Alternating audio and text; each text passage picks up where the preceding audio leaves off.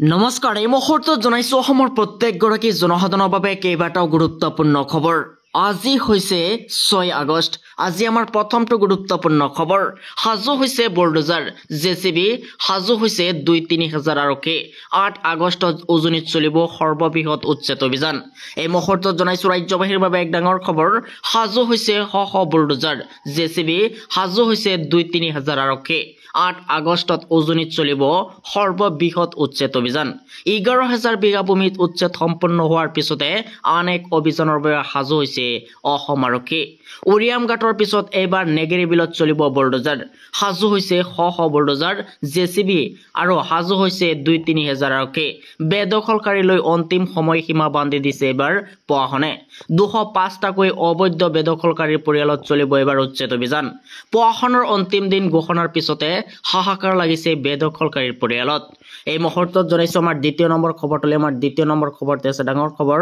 অৰুণোদয় নোপোৱাসকলৰ বাবে আহি গৈছে এক ডাঙৰ খবৰ। 17 ছেপ্টেম্বৰৰ পৰা আৰম্ভ হ'ব অৰুণোদয় 3.0।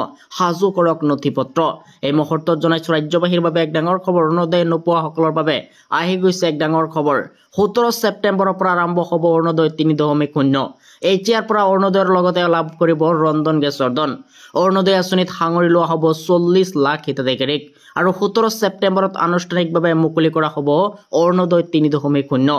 40 লাখ পৰিয়ালে লাভ কৰিব এই সুবিধা আৰু অৰুণোদয়ৰ পৰিয়াললৈ LPGৰ ৰাজ সাহায্য ঘোষণা। এই মুহূৰ্তত জনাইছো আমাৰ তৃতীয় নম্বৰ খবৰটোলৈ। আমাৰ তৃতীয় নম্বৰ খবৰতে আছে ডাঙৰ খবৰ। উজনি নামনি বাক কৰি অভিযান চলোৱা বন্ধ কৰক, আমি আন্দোলন কৰিলে হ'ব ভয়ংকৰ পৰিস্থিতি। এই মুহূৰ্তত জনাইছো ৰাজ্যবাসীৰ বাবে এক ডাঙৰ খবৰ। সন্দেহযুক্ত নাগৰিকৰ নামত খাটি খোৱা লোকক হাৰাশাস্তি কৰা হৈছে। ইফালে এঠাইৰ পৰা আন ঠাইলৈ কাম কৰিবলৈ যোৱা লোকক টাৰ্গেট কৰা বন্ধ কৰক। জাতীয়তাবাদী নেতাৰ নামত একাংশ নেতাৰ লংকা কলংক, ইয়া গভীৰ ষড়যন্ত্ৰ। উন্নয়নৰ ৰাজনীতি কৰাত ব্যৰ্থ হৈছে মুখ্যমন্ত্ৰী, যাৰ বাবে এই দল সংগঠনসমূহক উচতনি দিছে এনে কাম কৰিবলৈ। উজনি নামনি বাক কৰি মিয়া খেদা বন্ধ কৰক। ইফালে আন্দোলন আমিও কৰিছো, আমাৰ গাতো তেজ আছে বুলি মন্তব্য। ইফালে বাক হাজিৰাৰ তেজ আছে আমাৰ গাতো। লাচিত বৰফুকনৰ নামত সংগঠন খুলিছে আমাৰ ক'বলগীয়া নাই, কিন্তু লাচিতৰ নাম লৈ এনে কাণ্ড কৰিলে আমি মনে মনে নাথাকো বুলি মন্তব্য। এই মুহূৰ্তত জনাইছো আমাৰ 4 নম্বৰ খবৰটোলৈ। আমাৰ 4 নম্বৰ খবৰতে আছে ডাঙৰ খবৰ। আগষ্টৰ 15 দিনলৈ হ'ব প্ৰয়োজনতকৈ অধিক মাত্ৰাৰ বৰষুণ। 22খন জিলাত ৰেড আৰু অৰেঞ্জ আৰু য়েল্লো এলাৰ্ট জাৰি কৰা হৈছে। এই মুহূৰ্তত জনাইছো ৰাজ্যবাসীৰ বাবে এক ডাঙৰ খবৰ। 22খন জিলাত ৰেড, অৰেঞ্জ আৰু য়েল্লো এলাৰ্ট জাৰি। আহি গৈছে IMDৰ এলাৰ্ট। নামনি অসমত ৰেড এলাৰ্ট জাৰি।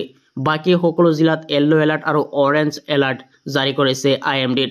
পলমকৈ আহিল বৰ বাৰিষা। সমান্তৰালভাৱে বৃদ্ধি পাইছে ধুমুহাৰ গতিবেগ। বজ্ৰপাতলৈ দিয়া হৈছে ভয়ংকৰ alert. Kokrajhar, Bongaigaon red alert জাৰি কৰা হৈছে। ইফালে দৰং, নগাঁও, মৰিগাঁও, পশ্চিম কাৰ্বি আংলঙৰ অৰেঞ্জ এলাৰ্ট জাৰি কৰা হৈছে।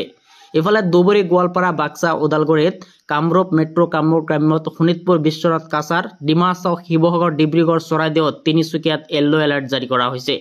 এই মুহূৰ্তত জনাইছো আমাৰ 5 নম্বৰ খবৰটোলৈ। আমাৰ 5 নম্বৰ খবৰতে আছে ডাঙৰ খবৰ। কংগ্ৰেছৰ হওক বা আন যিকোনো দলৰ সভাত বিজেপি বুলি ক'লে কোনো মুৰ্দাবাদ বুলি নকয়, জিন্দাবাদ বুলিয়ে ক'ব মুখ্যমন্ত্ৰীৰ ঘোষণা। এই মুহূৰ্তত জনাইছো ৰাজ্যবাসীৰ বাবে এক ডাঙৰ খবৰ। বিজেপি বুলি ক'লে কোনেও মুৰ্দাবাদ বুলি নকয়, জিন্দাবাদ বুলিয়ে ক'ব, কাৰণ ৰাইজে সদায় বিজেপিৰ লগত আছে।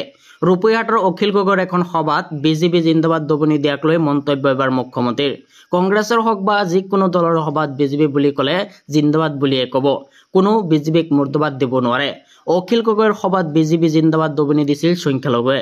সভাতে থতমত লাগি গৈছিল অখিল গগৈৰ। ইফালে অলপ পুনৰাই বিজেপিক গৌবেগ দবনি দিবলৈ শিকোৱাই দেখা গ'ল অখিল গগৈক। ইফালে জুৰিয়াত অনুষ্ঠিত অখিল গগৈৰ সভাৰ অত্যন্তৰ লৈ মুখ্যমন্ত্ৰী হিমন্ত বিশ্ব শৰ্মাৰ এই